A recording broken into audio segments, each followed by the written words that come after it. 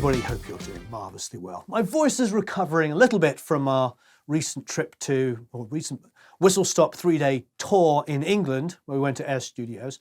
Hope you enjoyed that video from Monday. It was a lot of fun to put that together. Now, as ever, please subscribe somewhere around about here or there or whatever.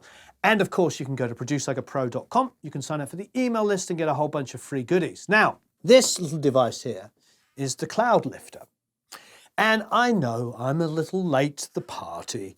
I have known about these for the longest possible time. About 2 years ago, you'll remember one of our early videos, we went to Simon Phillips's old studio, and Simon was using these on his 57s. And I have heard from lots of people that even though initially these were specifically designed to get a little extra oomph out of ribbon mics, which is what we're about to try here, they're also really good on 57s. So I thought what I would do is I would try our trusty R10, which we are currently doing as a giveaway, strangely enough, which is the $500 ribbon made by Royer with this, with the Cloudlifter. And of course, a 57.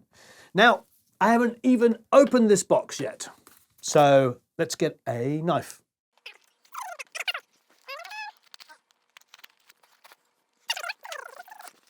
Okay, here it is. Here's the user's guide. So it is a Cloudlifter equipped with a phantom power JFET, so JFET circuitry that provides 20 to 25 dB of clean, quiet, extra gain for passive microphones. Wow, extremely useful for cutting down on noise in situations where your microphone has a low output and your preamp is noisy. This will be a pretty nifty device then basically if you've got a cheap interface, especially if you've got an older interface. There has been extra noise introduced for signal path through long cables.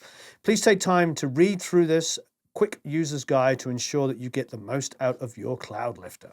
I think that's it. It takes Phantom to drive it. It says connect the output of the Cloudlifter with a male XLR jack to the right of the Cloud logo to the preamp, mixing console, or any other source that's capable of supplying phantom power. Connect the company output, turn phantom power on. CO1 comes with a strap for firmly mounting on the stand. Additionally, okay, so that's kind of cool. You could attach it to a mic stand or whatever you wanted to as well. It comes with a Cloud sticker as well. Oh no, it's not a sticker. It's a fridge magnet. This is pretty awesome. All right, here it is. It's simple. It's the one that I saw Simon using. I'm just excited to try it. So this is very, very exciting. Okay, cool. So I'm just going to do a very, very simple comparison. I'm going to use the Royer here. Now, as if you remember when I was using the Royer last week, I found that the backside was a little brighter than the front, but the way I like to record, I preferred the front. So I'm going to go where I preferred the sound, which is about here, 12th to 14th fret, pointing here.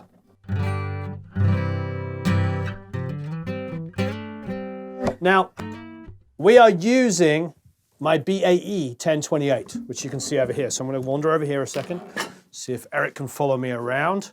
Now, there isn't some impedance selection. I'm leaving it on the 300 ohms at the moment, but look, let's have a listen on 300 ohms. That's playing it pretty heavy. Pretty decent level.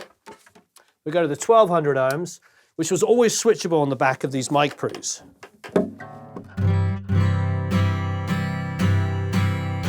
So we're getting the best output on the 300 ohms. Now, I just wanted to prove it to us. Now, the reason for this is back on these old Neve style pre's, they had this switch, this impedance switch was actually on the back of the mic pre. So you had to undo it, flip it out, and change the impedance so it would match with the ribbon mics. So if I take the output and crank it a bit, but you'll notice I'm on 50 dB here. If I was singing a vocal, that would be like distorted. If I was tracking an electric guitar, it would be distorted. My whole long point is to say is that ribbons are notoriously have low outputs. So here we are. I mean, that sounds great, don't get me wrong.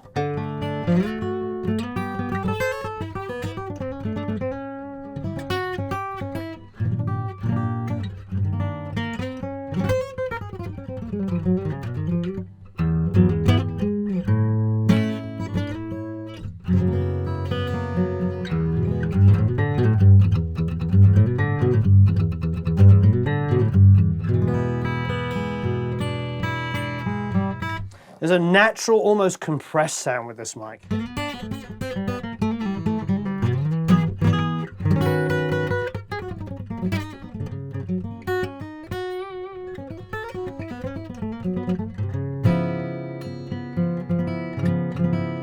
I love how this mic sounds. It's super warm. I know we all hate the word warm, but what I mean is there's some really beautiful low end. So.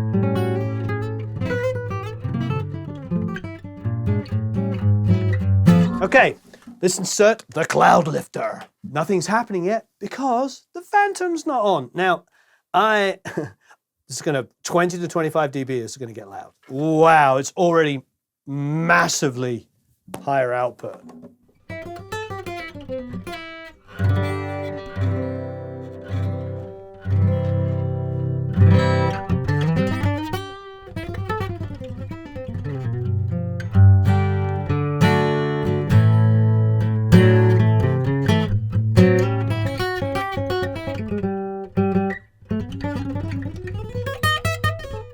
This is, you know what I'm enjoying about this?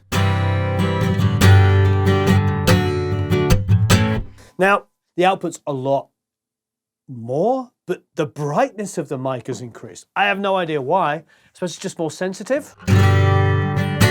Listen to that bite. I think this is the thing that, this was the thing that Simon was trying to tell us, Simon Phillips. The reason why he liked the Cloudlifter is he just said he thought it made the microphone sound better.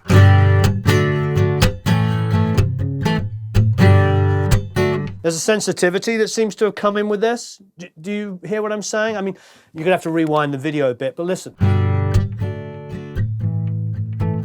I think it's added more dynamics. I don't know why that is. I mean, it's just...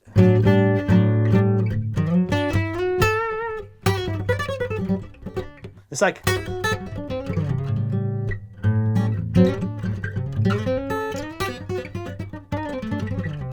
With that extra sensitivity, it makes me play with more feel.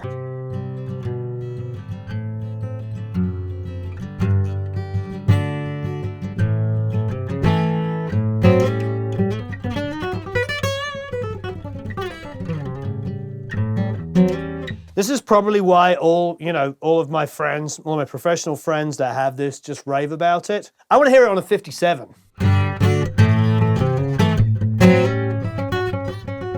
But it's already doing what people promised me it would do, which is just make everything feel a bit more dynamic. And as Simon so aptly put it, makes it sound better. I'm moving away from the mic a little bit. It's great.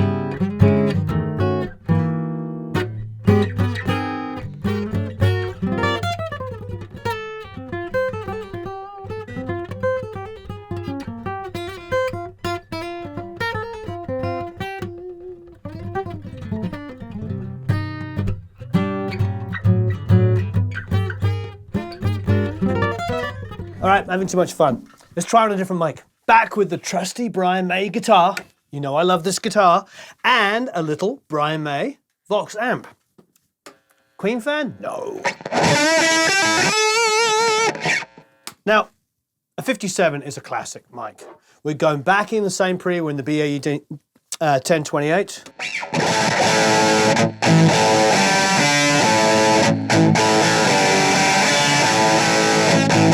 Super, super bright. The tone's cranked. Let's bring the tone down to halfway. And the high gain is on. Hey, why not?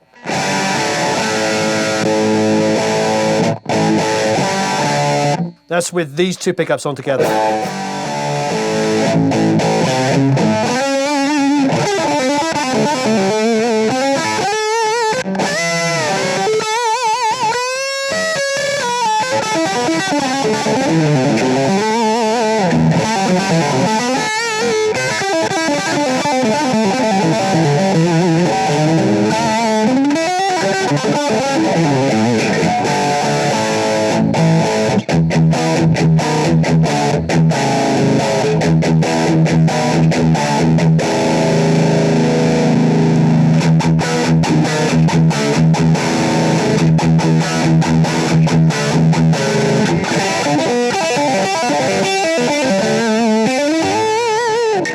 Okay, I'm just having too much fun, as you can tell. You know. So now what we're going to do is, as you probably know, there wasn't much science going on when I did the acoustic one. I just plugged it in, and obviously the gain boost gave us more. We didn't combat it, so we essentially heard, you know, just the massive increase in volume. Although I will say it was significantly brighter. But what we'll probably do here is rebalance it a little bit. So we'll do a little bit more science. We'll bring down the gain there and see if really there feels like there's any difference. But you know me, not so much on the science, I'm more on like how does it feel and how does it sound. Okay, let's plug it in. Okay, so it's now inserted. Microphone stayed in exactly the same position. I'm just going to have a listen and see how dramatic that gain is.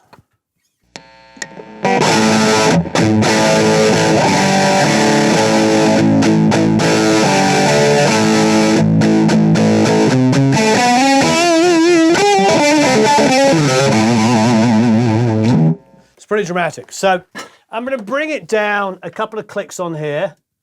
So we've come down a couple of clicks to naively try and get close.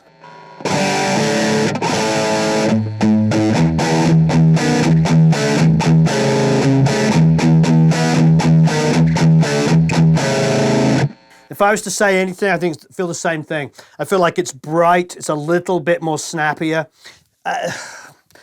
Horrible words to use, but all the guys I know that I respect all tell me the reason why they like to use the Cloudlifter on 57s.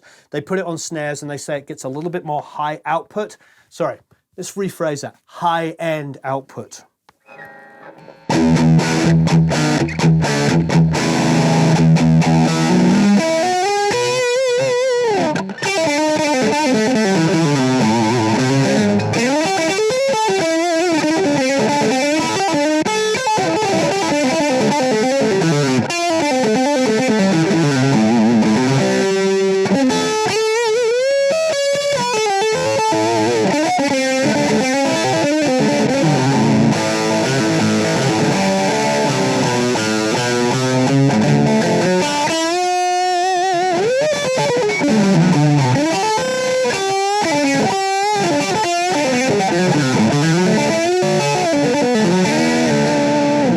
I mean, I love it.